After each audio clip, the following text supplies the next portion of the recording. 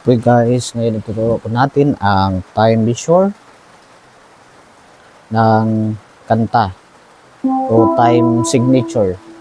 Time signature na kanta, 2/4 at saka 4/4. Ito po ay napaka-importante para sa ating pagtutugtog ng musika, ng mga kanta. So 2/4 at saka 4/4. O lalong-lalo na sa pagtugtog.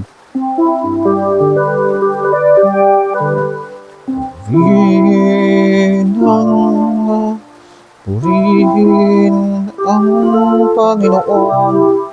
So, learning 2/4 song. So, para siyang marching.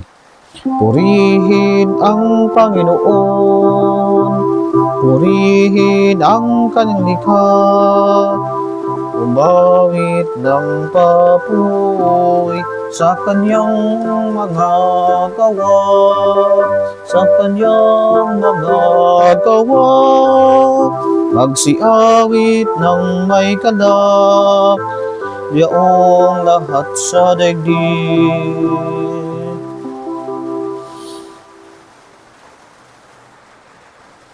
Ang 4/4 na song, time signature, nito ang beating.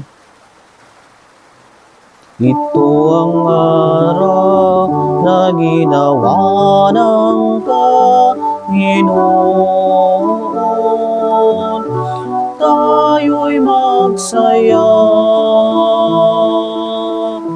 at magalak.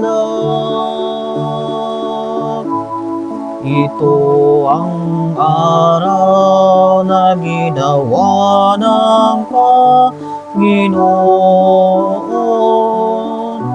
tayo'y magsaya.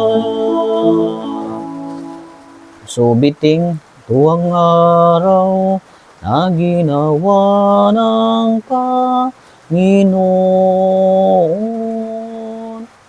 tayo'y magsaya at magalak.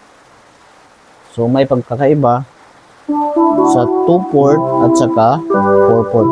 Purihin ang Panginoon, purihin ang kanyang likha. Hello guys, I hope you learn this video. Please share, subscribe, and subscribe.